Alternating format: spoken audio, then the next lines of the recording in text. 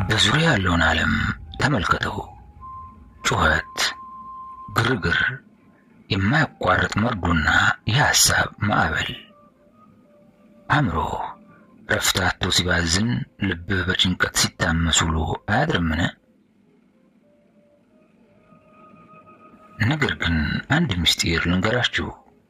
ከዚህ ሁሉ ግርግር በስተጀርባ በውስጣችሁ ያለ ማንም ሊደርስበት የማይችል አንድ ስውር ጓዳ አለ።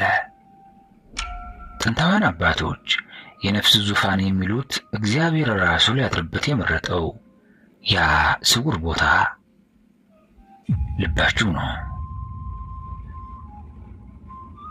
ዛሬ የምንመረምረው ታሪክ ተራ ታሪክ አይደለም። ከአቶስ ተራራ ድንጋያማ ገዳማት የወጣ ዓለምን ሁሉ ያስደነገጠ ረቂቅ የጥበብ መንገድ ነው።